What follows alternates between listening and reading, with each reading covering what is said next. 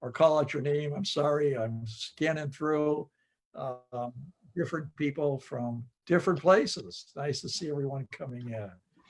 We're going to get started in just a little bit.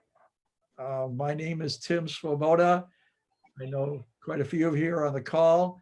I'm the director of, the coordinator, I would rather say, not so much the director. My job is more coordinating than directing.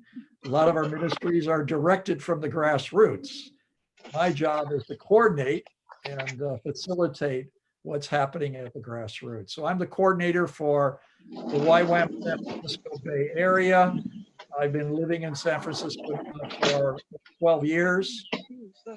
After being in India for 25 years, leaving my precious home in India and then moving to the challenging, progressive, crazy city of San Francisco has been a wonderful, challenging experience.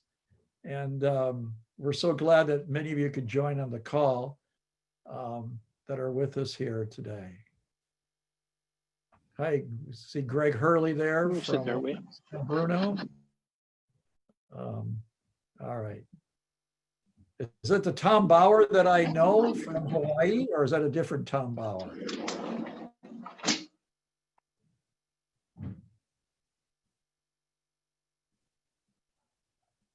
Oh, didn't get an answer. All right, I see a Tom Bauer on the line, and I have a friend, Tom Bauer, in Maui, so I'm not sure if it's the same Tom Bauer on the line here, but good to see all of you that are here.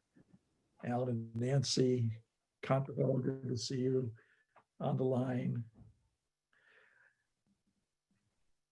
Great. Is that Tom? Tom Bauer? Is that the Tom Bauer that I know? I saw a picture of him there. Sorry. All right. Well, great to have everybody here. We welcome you to this call. And thank you for coming and being with us. We do these we call them lunch and learns. We normally invite people to our facilities and then share lunch together and then talk about what God is doing or what's happening in our beloved neighborhood called the Tenderloin. Since the shelter in place, we haven't been able to invite people to come over. So we are doing it through Zoom. And it's nice to have so many more people that can join us from all different locations. I think, Bobby Ham, you're coming from a ways away too. Nice to have you on the line. I think up in Canada, am I right? Yeah, so we've got from Canada, we've got from down in Santa Cruz, we've got from Colorado. And if I'm not recognizing everyone on the call, forgive me as I'm scanning through my screen and looking at it. So we normally do these once every few months, but we've been doing them more lately, every couple weeks or couple times a month or so, because of the intense situation that's been going on down here in our beloved neighborhood of the Tenderloin. 35,000 people, 30 blocks, 25 languages, 4,000 children. We have been in a very deep pandemic down here with over 450 tents on the street. We haven't closed. We kept things rolling. Our showers are open. Our food pantry is open. We're giving out hygiene kits. We're giving out clothing. We've really been engaging. And then, of course, the whole situation even got more tense with the George Floyd situation that took place in Minneapolis. And we really want to talk today about a topic which I'm stealing from a book called Healing America's Wounds, written in 1994. 1994, after the Rodney Howard King situation in Los Angeles, by a New Zealander called John Dawson, who also wrote the book, Taking Our Cities for God. And so I'm titling our time together today called Healing America's Wounds. You can still find this book on Amazon. But we really want to talk about healing America's wounds because the wounds have become so forthcoming in all of our conversations and in the news media. And it is a real privilege today to have an authority with us on this topic. Reverend Harry Lewis Williams. We love this man. He is a minister of the gospel. I would call him, I think, a Baptist Costal, a blend of Baptist and Pentecostal put together. Harry's just not a preacher in the church. His parish is on the streets of our cities. He ministers widely in Oakland, and he is known on the streets of the Tenderloin. He often comes here to YWAM, drops in and visits with us and puts us on the straight and narrow and speaks the truth to us. Has been a featured speaker in some of our meetings. I've got him on video. If you go onto our website, Harry is just a tremendous person. He has his Master's of Divinity from Palmer Theological Seminary in St. David's. He's presently the interim minister of compassionate care at the historic Glide Memorial Church, which is across the street from YWAM over here. But Harry, if I was to describe Harry to you, he's, another guy on the call here, Barney Wiggett. I call Barney Wiggett not a street evangelist, but a street conversationalist. And Harry is a street conversationalist. You will find Harry out on the streets talking to people about their situation, oftentimes with a big cross, sharing the gospel with people, loving on them, making sure that their needs are being met and that they're hearing the message of salvation that comes from Jesus. And it's just wonderful to have him. If I describe Harry to you, I would say that he's a kind-hearted, compassionate, soft gentleman who can also tell it to you the way it is. He doesn't pull any punches. If he's got to tell you something, he will tell you what you need to hear. But it always comes across with love, kindness, and affirmation. So, Harry, it's a real joy just to have you on the call here today. Harry's the author of 9 books, and I'll be advertising this in the beginning and at the end. But this is his latest book called Taking It to the Streets. And he's got some really incredible stuff in here. He's got a whole chapter on gentrification. He's got a section on Black people in the Bible. He's got a whole chapter on social justice. He's got some thoughts on the disparity with police treatment. He's got a whole chapter on the rise of the prosperity gospel. And he's got a whole section on waging peace on the streets. And it's available on Amazon. And before I get Harry to start talking to us, check it out and get a copy. What Harry's got to say needs to be heard. He's got a lot of wisdom, a lot of great advice, and I can't recommend this brother enough to you. I first read his book, which still remains one of my all-time favorite books, straight out of East Oakland. I couldn't put that book down. It made me feel the streets of Oakland. And that's what Harry's all about. He's just not a theologian. He's not just a seminary preacher. He's a man of the streets who feels it and then is able to articulate it and minister to people's needs. So, Harry, it is a privilege and an honor to have you. Would you like to say a few introductory remarks before we start asking you some questions? And I want to encourage people to put your questions in the chat channel. I'll be watching the chat and we'll try to answer your questions that you put in there. Harry, a few remarks. Well, Tim, I'm so honored and blessed to be here in this situation.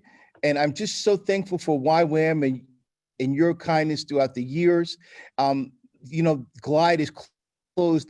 The church that I serve at is closed right now. And we're not able to go into the building. But you are there serving on Ellis Street, taking care of my loved ones, and I really appreciate that. And I'm just so thankful. I was listening to your introductory remarks. I said, man, is they talking about me? So anyway, I'm so glad to be here. And I just want to encourage people to be real and honest. So don't worry. Many times when we have a cross-cultural conversation, there are questions that people won't ask because they want to be polite. This is the place where we're going to drop that curtain and you can be as real and as raw as you want to be. So with Tim, that being said, I want to welcome all of our guests and I want to thank you for giving us this time to be present with you. Tim, I'll give it back to you. Thanks, Harry. And please do that, guys, if you have questions. Harry's the guy you want to ask questions to. Doesn't matter how intellectual they are or how down to earth they are. Don't be afraid of asking questions. This guy, I watched him the other night with the big intellectual of San Francisco, Randy Shaw, who knows housing policies inside and out.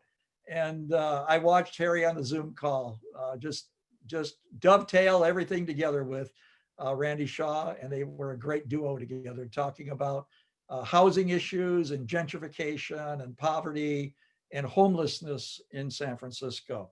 So Harry, just to get things rolling a little bit, if you could just share with us a little bit of your, the whole situation in the United States right now is just bubbling with the racial wounds that are going on. We're seeing it on the news media, we're seeing it on our streets, and could you just share a little bit your personal experience? Where is the pain?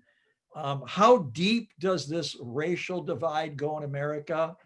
And love for you just to share your personal side from that. And also, I know I'm dovetailing another question to that too, with your reaction to the whole George Floyd situation. But if you could just start with really talking about some of the wounds in America and your personal experience with that. Well, let me start with, I don't think many people who live outside of the African-American community understand the depth of the wounds that appear in America, especially as pertaining to the church. I have to start out by saying I am a born-again Christian. Jesus Christ is my Lord and Savior. But I want to tell you that Christianity, my faith, is one component of my reality I live in, but there are several others, and one of the other ones is the fact that I'm a Black man living in America. I want to go back to tell. There's so much I could say, but let me go back to something that happened to me when I was a young kid. I was about in 7th grade. I went to a Christian school, and this is his school in New Jersey, and this school was primarily an all-white school. But I went to school with some of the most racist people that you could ever imagine.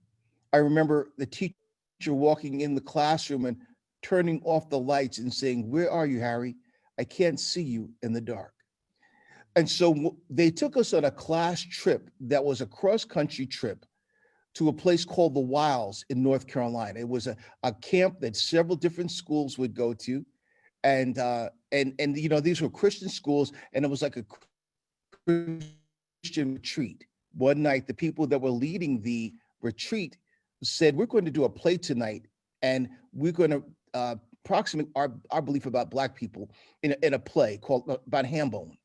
And that night, they got up in front of everyone in there with dressed as bums and with blackface, and they did a skit that was very, very atrocious. And in 7th grade, I had no way to process that other than to look at the people who were my educators and who were giving me spiritual instruction, and to understand that somehow they might have seen me and people like me in that light. At the end of the week, they took us from North Carolina to a college called Bob Jones University in South Carolina. If you understand history, Bob Jones University was the last, maybe perhaps the last college in the United States to desegregate. And I remember stepping off the bus, and immediately you could feel an icy aura, even though it was midsummer. And one of the young people on the bus looked at me and he said, "Harry, don't you realize there's something different about this school?" And I said, "No, tell me, what is it?" He said, "There's no N-words here." And that was that was a horrifying experience, because I began to walk through the halls of this place, and I began to understand the only African American people I saw were making beds and cleaning garbage. And this was the school that they encouraged all of us to go to when we graduated from high school at that school. But I couldn't go there because of the complexion of my skin color. So that's just one illustration. I could literally write a book. But that's when because most of us are Christian people, I need to start there. And then we want to talk about historically the roots of the I don't think most people understand that the Christian church has been the co-signer and the co-conspirator of racism in America from the beginning.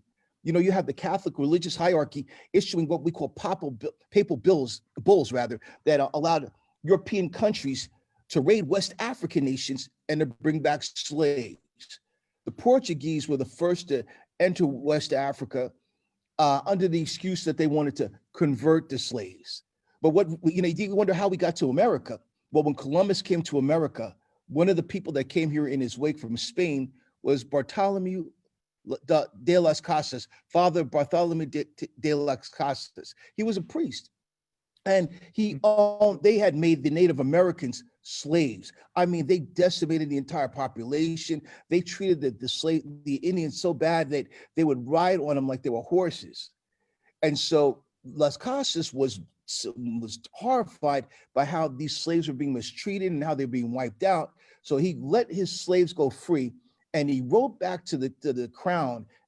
He wrote back to the church in Spain and said, you know what? This is such an awful thing that what we've got to do is, this priest said, go to Africa, get slaves from Africa and send them to the New World. And he didn't understand. He thought he was doing something that was benevolent and kind. He thought he was doing the right thing, but what he didn't realize was that he was unleashing a Holocaust on Africa. And soon black people came to America.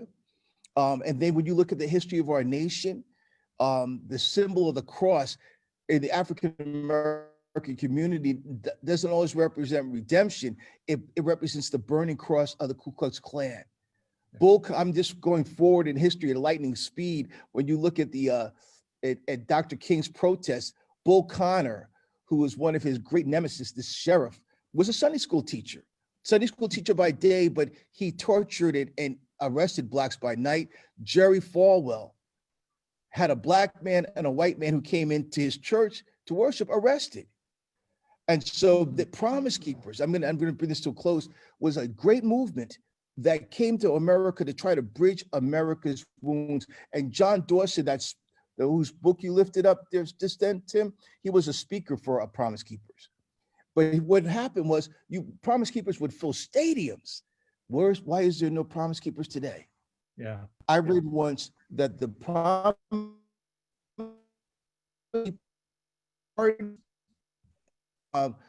hardest item that they had to face was when they talked about racial reconciliation. So this is the 90s. That's not that long ago. When they began to say we need to reconcile across lines, that was a touchstone point that separated the movement. So when we talk about how deep do the roots go, they go very deep. Yeah, and that's why it's such a difficult conversation, because the roots are so deep, and oftentimes our eyes are blinded by it. Just gloss over it. So keep digging here, Harry. Keep speaking it the way it is, and we really appreciate you just narrating your story. When the whole George Floyd situation took place, Harry, I just got to ask you, what went through your mind? What went through your mind when that took place? So I was looking at something. I'm gonna the oddest thing. I was Ben and Jerry's, the ice cream company, has a social justice segment on the website. And so I was looking at it today, and they said that about 40% of all African-American people, men, have been accosted by the police in a negative situation. And when I saw George Floyd on the ground there with that officer's knee against his throat, begging for his life.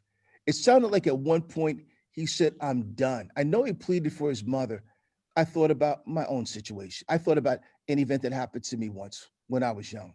I was in my 20s living in New York City.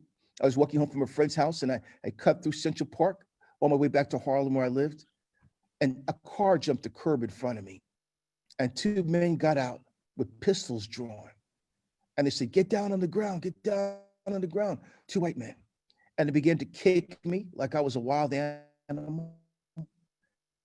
They began to run their hands through my pockets. They began to shout all kinds of things at me, and then I looked, and a woman got out of the back seat of the car, and they pulled her over, and they said, "Miss, is this him?" And I said, she said, "I don't know. It kind of looks like him." And I saw my whole life freeze frame right there. And I thought to myself, please don't kill me. I have a mother at home. If something happens to me, she'll be very upset. I just thought about my mother. Please don't do this to me. And that night, one of the officers told me to get up. And he was went and talked to the other officer. They pulled me over and they said, "You don't look like somebody who would be mugging people with a Bible in his hand." Because that night I was carrying a Bible, and they saw the Bible. And when people talk about the saved by the word, that has more than one connotation for me. So when I saw George Floyd there on the ground, begging for his life, I thought about my own life. I thought about somebody that I once saved from police brutality, at risk of being incarcerated when I was young, living in New York, from a sadistic officer who just sprayed him in the face with mace and just began to laugh sadistically. So I thought about the way life is for Black people in America. And I didn't think I had no clue of the aftermath of what would happen in the streets. I just thought it would just be another day. Yeah. We're getting some questions coming in, Harry, from people. I'll get to them in a little bit. Keep them coming in, you guys. But I just want you to go a little bit more, Harry. Since the murder of George Floyd, there's been a lot of talk about systemic racism. Can you elaborate a little bit on that? What are we talking about when we talk about systemic racism? I think a lot of us know, but we want to hear it from you. What do we mean by systemic racism? Is it really there? How deep is it? Can you give us some examples of what we're talking about from your perspective? I saw Ta-Nehisi Coates speak in San Francisco, and he has a book that everyone should read called Between the World and Me. And he tried to explain what racism is as opposed to prejudice. Prejudice is when I don't like you for whatever reason. But racism is prejudice plus power. So it means racism means that I don't like you, and I can use my power to subject you to miserable, to cut you off from certain resources. And so what you have to understand about institutional racism or systemic racism is that racism is built into the gears of the machine in America. Let me go back. In the beginning when America was first formed, there was really no such thing as race. You know, European people who came to America saw themselves as Irish, they saw themselves as French, they saw themselves English. They did not see themselves white. Whiteness is a construct that happened when Blacks and poor whites began to bond together. So the rich landowners began to understand that if we let the poor whites who are indentured servants bond with the Blacks, that could create a power base that could overthrow our system. So what they did was they needed to create they wanted to stop that interplay between the poor Blacks and the poor whites. And they also needed a permanent working class, a permanent labor class. So what they did was they told the poor whites that even though you're an indentured servant, even though we treat you like dirt, even though we don't think you're the same as us, you are white. And so the English, and that makes you something great. So the English, the French, the Germans, the Irish, they all became this melting pot of white people. And so people were hard to enslave, and there were a lot of people who were enslaved who were white. They were in servants that were coming for terms of servitude, but you could escape. You know, one day your term of servitude will be over. But America, because there was so much brush and farmland, there was so much brush, there was so much trees, there was so much deforestation that needed to be done. America needed a permanent working class. And so they said, you know what, your brown skin is going to make you a permanent slave in America. And so fast forward to 1789, the 13th Amendment was ratified. And the 13th Amendment said that the United States Constitution provides that neither slavery nor involuntary servitude, listen to this, except as a punishment for crime whereof the party shall be duly convicted, shall exist within the United States or any place subject to their jurisdiction. So check this out. Slavery ends, but there's still this need for labor in America. And so the slaves are released from the plantations with no money, no remuneration for all of those years of slavery, and they just wander. And so they began to arrest Black men for loitering, for vagrancy, and they would make you a slave again. Prisoners became the new slaves. And that continued into the 20th and the 21st century. 1971, Richard Nixon calls for a war on drugs. Melly Mel, my favorite rapper, said the war on drugs is nothing but a war on soul brothers. So they started pronouncing draconian sentences for drugs. Crack comes on the scene in the 80s. In New York City, they have the Rockefeller laws where they're sending people to the prison population explodes, mostly Black people. And you have to wonder, why are these people selling drugs in the community? Imagine the man who created The Wire, one of the greatest TV series ever. I think it's on Netflix. You got to see that. The guy who created The Wire said, imagine if you lived in a community where there were no jobs, no way to feed your family, and somebody put U.S. community, and they said, there's all of this money. You can make a mint working at U.S. Steel, and there are no other jobs. But if you go work for U.S. Steel, you're going to go to jail. Would people work for U.S. Steel? The answer is yes, they would. So today there are more Black people in prison than there were slaves in 1950. I'm sorry. There are more Black men and women in prison today than there were slaves in 1850. Then when you talk about systemic racism in America, Blacks are far more likely than whites to have access to medical care. You've got today white people hold 90% of American wealth. Black people hold 2.6% of the nation's wealth. Latino people only hold 2.3% of the nation's wealth. And I could go on and on. Racism in America's society, it dictates how long we will live. So I'm going to stop right there. But racism is not whether you like me or I like you. Racism is the fact that this poison has been induced into the system of America and it still exists today. Thanks, Harry. Yeah, I think it's such a deep topic. I just finished reading the book Between the World and Me, and also just finished the book The Color of Law, A Forgotten History of How the Government Has Segregated America. I had no idea how deep it was, and put it down and repent and pray. And ask God for mercy upon what has taken place. If you want to read a great book, I'd recommend The Color of Law. He gets really deep into housing policies and how America became so segregated as a country. Harry, there's some questions coming in. I'm going to just go to a couple questions and then come back to some questions that I have. But one person's asking that in their lifetime, they've suffered a lot of prejudice and bullying from people of color. This happened in school, work, army, government service. Much of the healing I've had comes through faith and grace in Christ.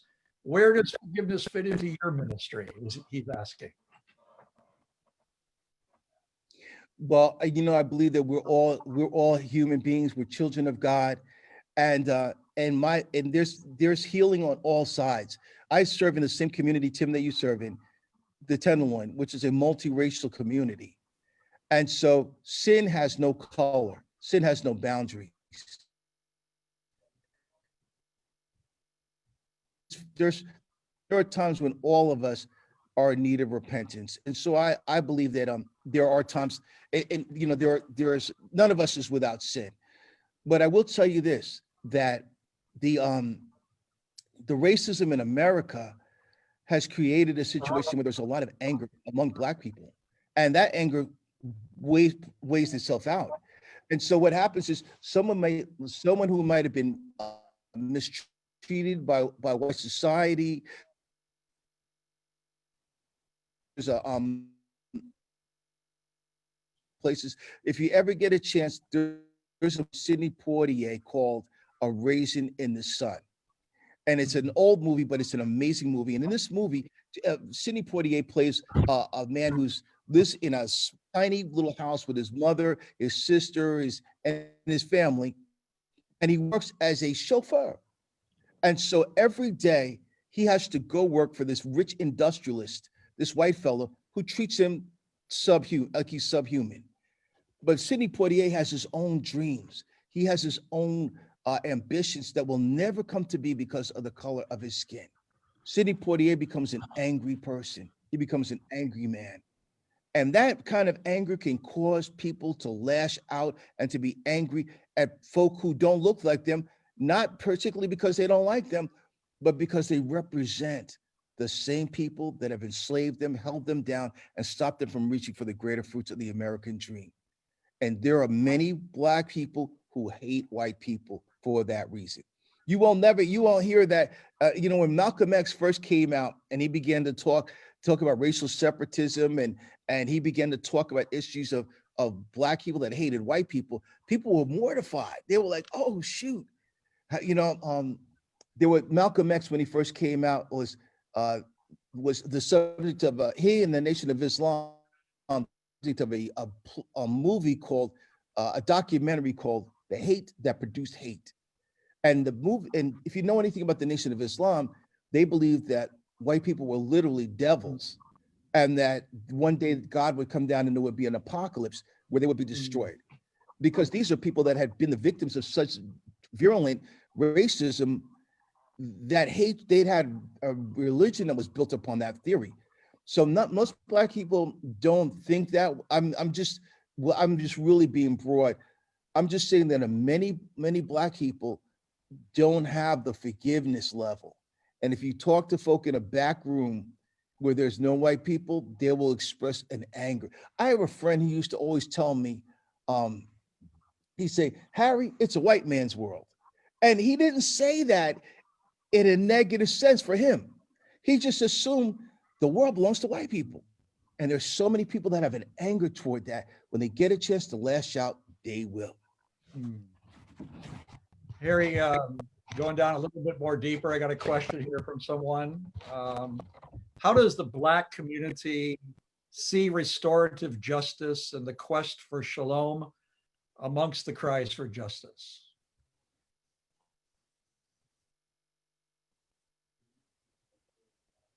Wow, that's a big one. How does the Black community see? Okay, well, you know what? Malcolm used to say this. Restorative justice in our context usually means a situation where someone has wronged you in the community, and you sit in a circle. We call it a restorative circle, and you and the person who had been wronged and the person who did the wronging sit down, and they talk about what has to be done to make the other person whole. So when you think of restorative justice on a larger scale, I'm going to go back to Malcolm X again. Malcolm X said, if you stick a knife in my back 9 inches and pull it 6 inches, there's no progress. If you pull it out all the way out, he's not progress. Progress is, and then he said, they haven't even pulled the knife out, much less heal the wound. So for Malcolm, justice is for folk to at least say there's a wound. In America today, when you look at Fox News, they're telling you there is no wound. There is no such thing as systemic racism. A couple of weeks ago, here in California, in a nearby city,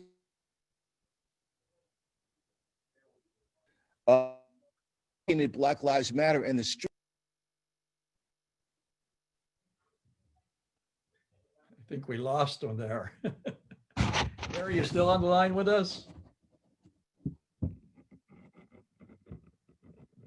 Okay, I think his internet connection cut off. He'll be coming back on here. He's dialing back in. We lost you there, Harry.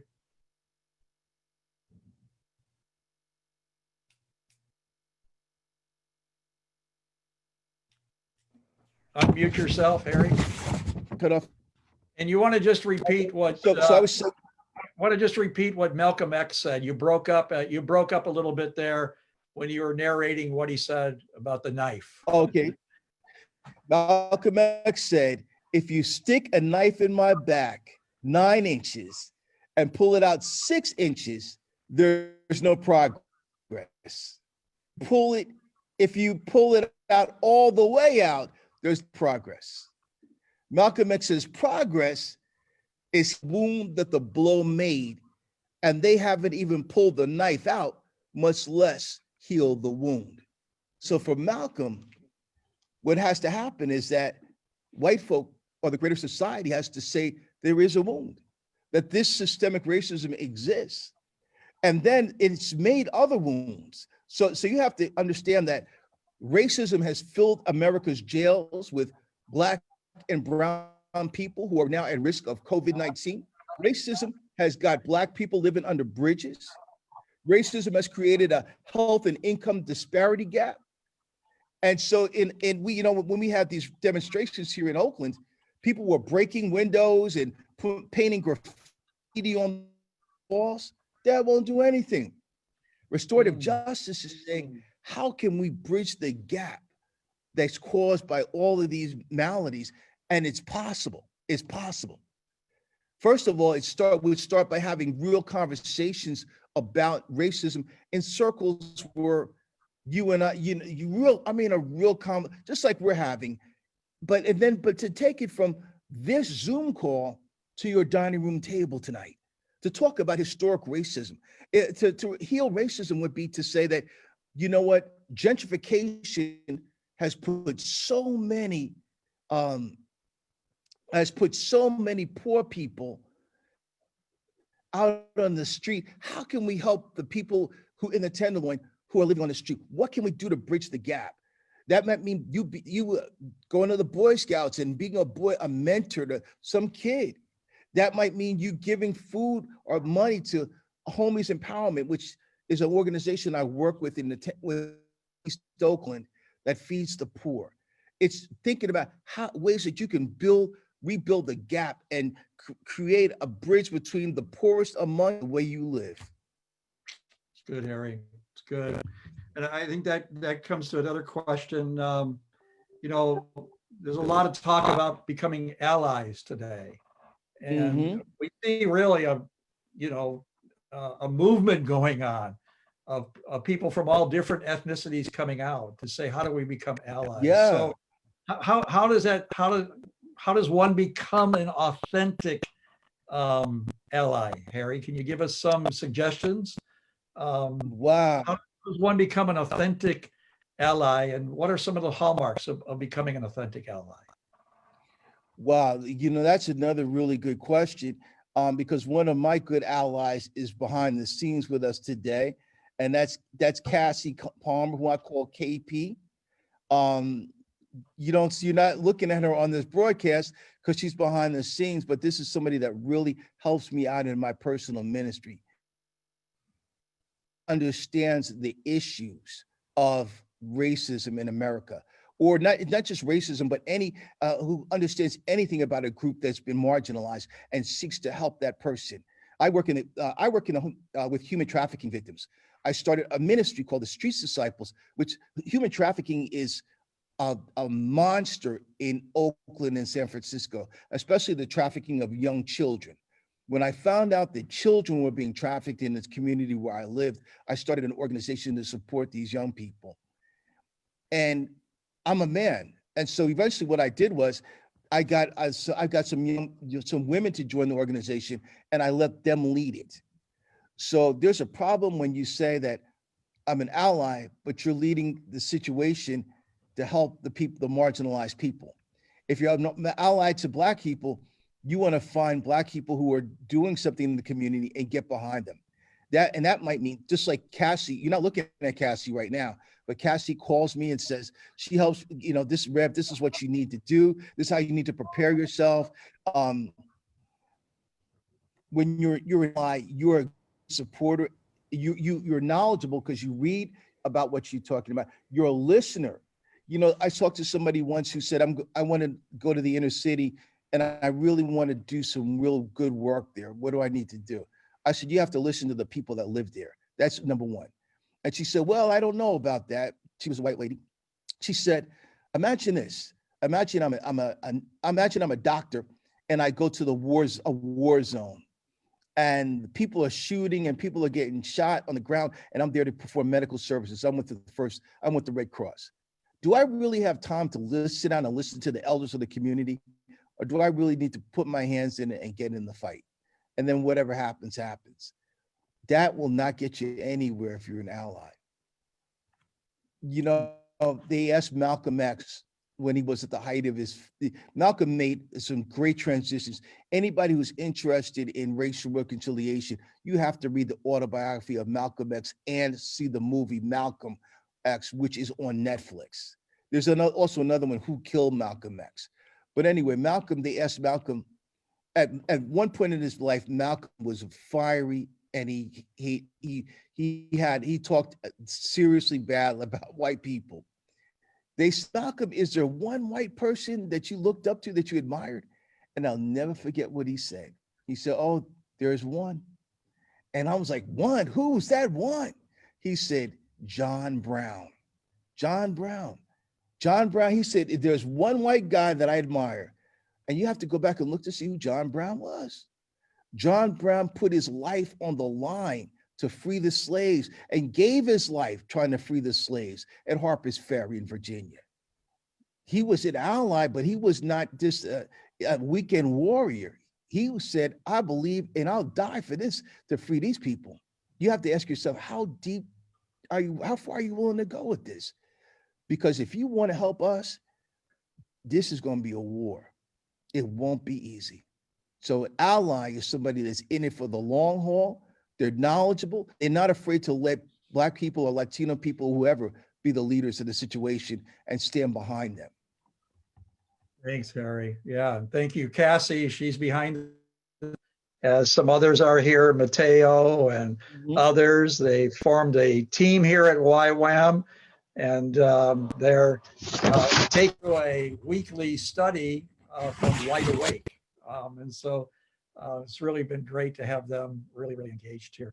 Harry, another question coming in from someone on the call wants to know, what are the shortcomings, if any, from your perspective, of defunding the police rhetoric that concerns you, and what gives you hope about what's happening with defund the police? Love to get your perspective on that. We hear a lot about it in the media today, defund the police. And so the question is, are there shortcomings in that rhetoric, or what gives you hope about that rhetoric that's going on? Right. Well, so I think that, let me go back in the 60s, Dr. King used to have a saying, that a slogan that all the civil rights leaders kind of went by. It was freedom now. And at a certain point, he had a march from Montgomery from Selma to Montgomery. I think it was in 65. I forgot what year. I think that might have been 65, where Stokely Carmichael, later known as Kwame Ture, came alongside of him. And they were younger, they were more fiery, they were more passionate, and they were more militant. Stokely Carmichael said, Black Power. He started hollering Black Power. Now, Black Power, he did not mean for people to burn things down or be violent, but he came up with something that was provocative that would make people think. So when you talk about defund the police, that's kind of what I think of, what it means. It's not that we're just going to cut, end police departments. No. So what happens in the hood in the city is that when the police show up at your house, they're often not equipped to deal with a lot of the issues that people are dealing with. you have a domestic violence situation at your home. What would happen if they sent a domestic violence counselor came to your house with the police? If a child is endangered, what would happen if a social worker showed up with the police? I think that going forward, one of the reasons that there's been police abuses, that the police are called upon to do things that they're not socially equipped to do. And so defunding the police would be to give money toward organizations that really do help people in other areas. It doesn't mean taking away an armed presence from the community. That word is defund the police is deceptive, just like Black Power was deceptive, and it's created to spur on conversation. So I believe that I believe that we do need to take funds away from the police department and bolster the police department by putting in social service, bolster the police department by adding other psychiatric help. A lot of times people in the hood and Tenderloin have mental health problems.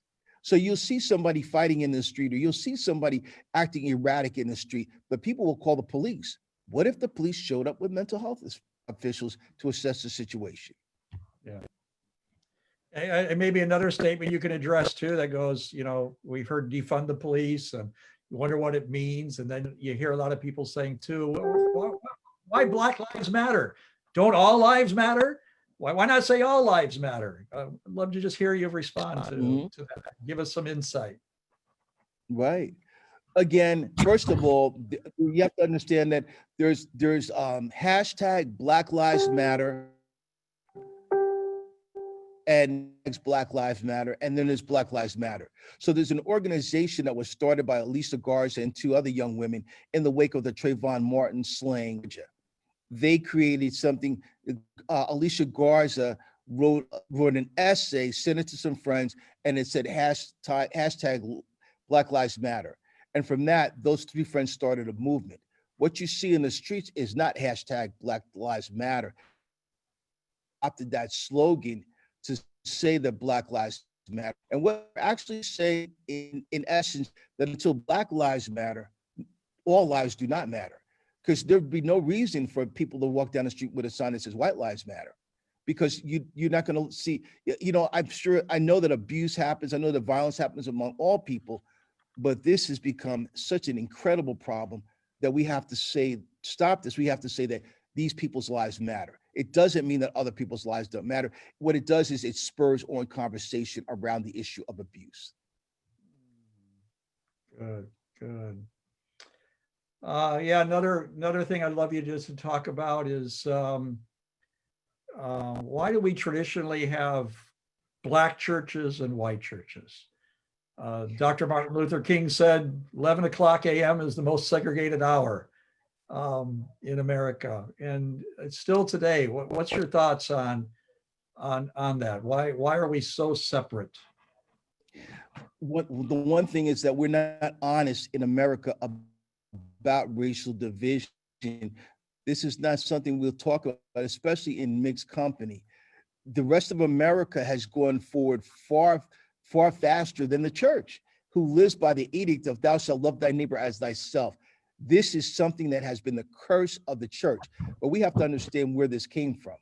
Back when slavery was first introduced, the people who enslaved us said they came to Africa to pick us, to ensnare us, so that they could turn us into Christians. They wanted to Christianize us. And so as they're loading you on the boat in Senegal, where I've been once, the priest is throwing holy water on you. I christen you John, I christen you Mary. And there you are chained up and hollering for your life. But when they got to America, they realized something, that if you baptize a slave, according to what the scriptures say, that makes him your brother. Can you make your brother work in the field for nothing and treat him like an animal? No. And so what happened was they started saying, we can't baptize these people. Now, the Christianity and different, it takes on slavery. People realized early on, and Black people were not allowed to practice the indigenous religion that they came from. Black people were animists. They believed in indigenous religions. They were Muslim. The slave master said, you can't practice that here. they had to become Christians.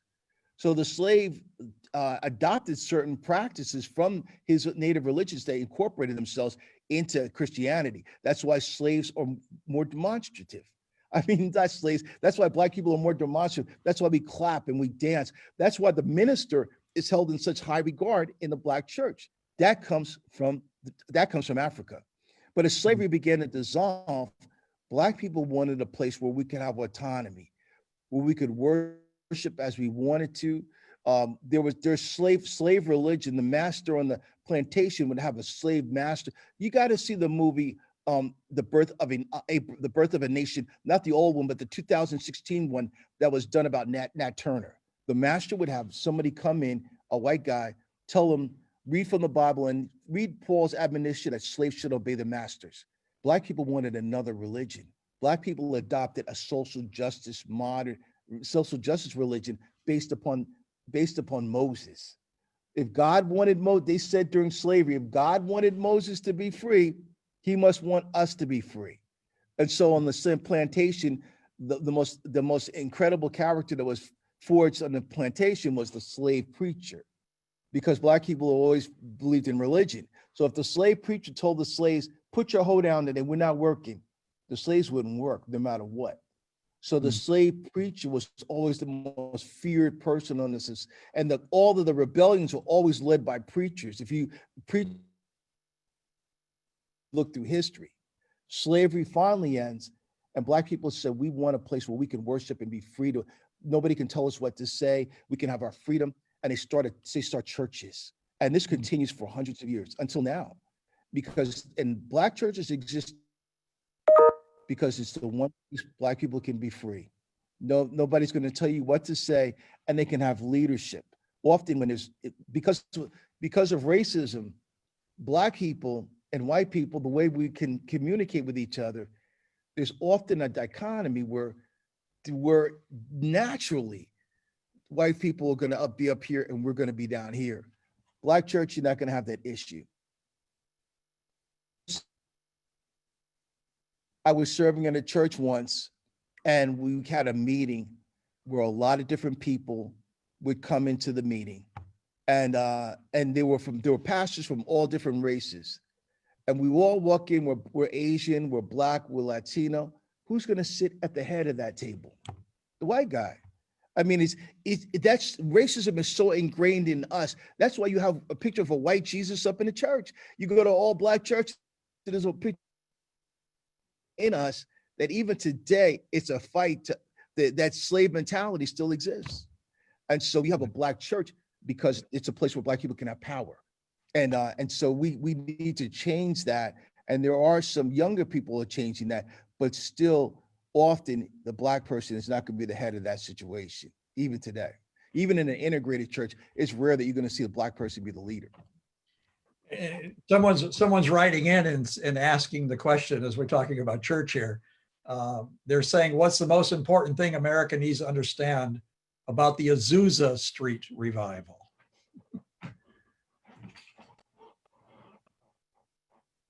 Well, you know what, you're not going to have, in the streets, they holler, no justice, no peace. In Oakland, the home of the revolution, I've been to many marches. They always say no justice, no peace. There will be no shalom unless there's equality. Unless we deal with the problem of racism and separatism and white supremacy, there will never be real.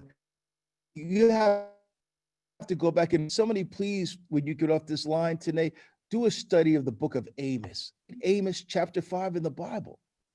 The Amos chapter 5 in the Bible says that God hates the religious feasts of these people who benefited from exploitation of the poor. If you don't deal with that equality, you can't subtract that from your religion. It's not possible if you're a Christian. That's good. It's good, Harry. Someone else is writing in and asking, what's missing in our theology that the Black experience can provide for us? So Black people live with what we call a dialectic. I had a professor in college who I really loved. His name was Dr. Samuel DeWitt Proctor, and he was an amazing. He had once been the pastor of the historic Abyssinian Baptist Church, and he was one of Dr. King's mentors. And he used a word called the dialectic. He said in the Black church, you have a dialectic where people believe in soul salvation, baptism, the fruits of the Holy Spirit, holiness on the one hand. Other hand, there's always the fight for justice. There's always, you could go to a service of sin and redemption, and in the next breath, he's telling you to get a voter registration form. There's always that balance. Black Christianity with the real life here and now, not just the afterlife. I grew up in an all-white church. When I say all-white church, I mean my mother and I integrated this big church, this fairly large, mid-sized white church. And no other Black people went there for years after we joined. The preacher never talked about the fact that it was the 60s or the 70s and there was racial animus in the streets. So Black religion has a component in it where even now, I was looking at a website, I'm just sorry because I want to just say this. Even now, I looked at the website of a local church and they were giving their sermons for the past 2 months. You live in the time of the greatest upheaval, racial upheaval, maybe since the birth of America. America in 2 months has come further than it has in 50 years. History was going to write about what happened this summer. And I'm looking at this pastor's list of sermons. Not one of them deals with George Floyd or the aftermath or what people are saying. Not one of them. They're all about, things that have nothing to do with real life. Black religion has to, by the nature of our enslavement and subsequent oppression, has to with not the afterlife, but this life. All religion could benefit from that. It's good. It's good. There's a lot of good comments in the chat channel. You guys can save the chat just by hitting on the 3 dots there. There's some recommendations of different books or different viewpoints. I think it'd be good. If you want to save it, you can save it. We're slowly winding up, Harry. I just love to hear your thoughts too on all the tearing down of statues that's going on. And just, give us some of your perspective on it, and what is it all about, and share a little bit from your heart on this issue. You know what? Have you ever talked to somebody about anything in your life and they look at you and say, "I understand," but they can't understand because they've never walked a mile in your shoe. They just you they understand, but they don't. So the way that I would look at a statue of George Wallace or General Robert E. Slade Black or Thomas Jefferson. Oh, goodness gracious. Thomas Jefferson owned 600 slaves. There was said George Washington owned between he and his wife, they owned 300 and something Black people. It was said that, and I don't know, we don't know if this is true, but it said that George Washington had bad teeth. Now, they told us first that they were wooden teeth, but later it was said that he would go out into the fields where Black people were and say, "You know what, come with me." And he would extract that person's teeth, and George Washington would put him in his own mouth. I mean, that's not hard for me to believe. If somebody could enslave you, that they could steal your teeth. So can you imagine for me to look at that statue of somebody who want to own my grandparents, my great-grandparents, what I would think about that statue? Would I tear it down? I don't believe in violence. I'm leaning toward pacifism. I wouldn't, but I understand. Mm-hmm. Now, here's the real question. People are talking about the pictures of Jesus. This is going to be another big conversation. People are talking about tearing down those pictures of Jesus. And that's a biggie, because the picture of Jesus has done irreparable harm to the witness of Christianity in America. The picture of a white man with flowing blonde or brown hair has done irreparable harm to religion, our witness in America. And people, and when you go to the movies, I remember going to see, something like the 10 Commandments, or going even what was the movie with Mel Gibson about Jesus? What was the name of that movie? Passion. Excuse me? The Passion. The Passion, right? Everybody in the movie is basically white, and they'll have a couple black people as extras on the side, but Jesus is white.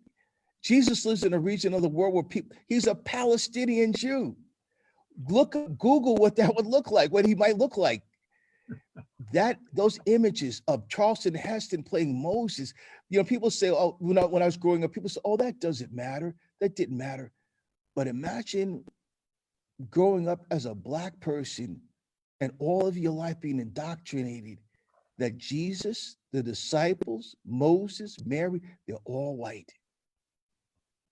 And many people have left the church. Many people who joined the Nation of Islam or Islamic sects left religion completely because of those images. So we have to start looking at going forward. What are we going to do about that image? Yeah.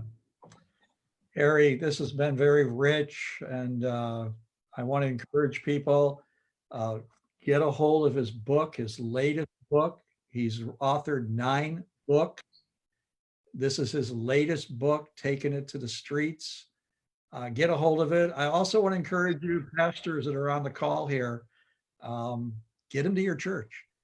Harry, Harry will tell it like it is, but he tells it with love, tells it with compassion, and he tells it without the wound in his heart, because he's really got the Father's love inside, and it's palatable. You can understand him, and he delivers it with such conviction, but doesn't cut any corners. So I want to encourage you, and Harry, I'm going to ask you to give us a few resources here in just a bit, but get this book, Taking It to the Streets, read it, get to know this dear brother. And if you've got ways to get him into different churches, I don't know if he wants to preach in different churches, but I'm going to push him to preach in different churches. I'll preach anywhere. Have Bible will travel, street corner church, wherever. He's a great preacher. I've heard him not only here at YWAM, but in other settings. And he's a great preacher. He's one of those preachers that writes his whole sermon out and he delivers it with passion, but it's been well thought through. So Taking It to the Streets. Harry, what are some resources that you can recommend to the people here? Well, I think Cassie Palmer has a list that we have that's going to be made available, but just off the, so I'm going to ask you to really look at, I guess she's going to put it in the chat, but the other thing is I would ask you to do is, we're all sheltering in place right now. And so you have some time to look at movies. Look at the movie 13th. You can see it for free on Netflix. There's another movie that they're showing for free. It's called Just Mercy. Please see that film. And then there's another one on Netflix, Till They See Us. All of these movies deal with systemic injustice. But all 3 of those movies deal with systemic injustice. Please read Michelle Alexander's book, The New Jim Crow. And please read James Kilgore's book, Mass Incarceration. And there's another website. It's called The Cost of Prisons Project, or you can just Google prison comic book. It deals with mass incarceration, sentencing.com. Look up www.eji.org, Equal Justice Initiative. Any of those resources. Some of you guys are really wrestling with some of the things that I said today. You're hearing them for the first time.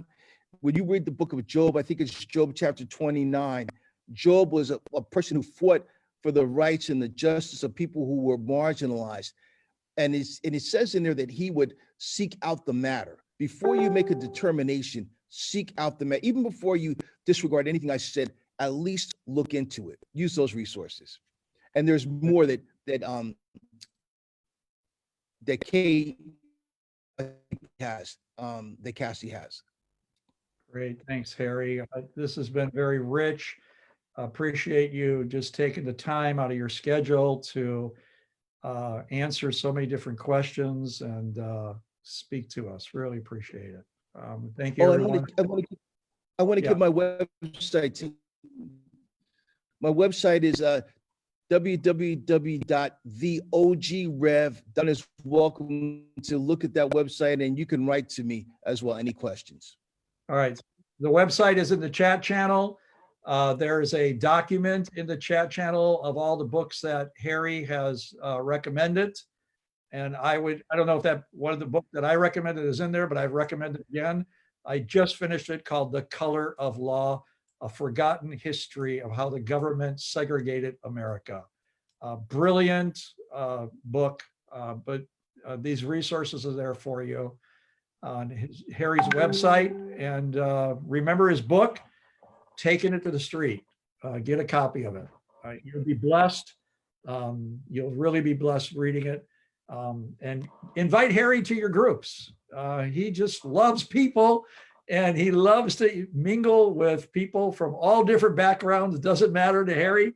He'll be there, and he will understand your context, and he will speak in such a way that will challenge you and shake you up and bring you to action. So thank you for joining us on this call. It's been wonderful to see everybody. God bless. Mm-hmm.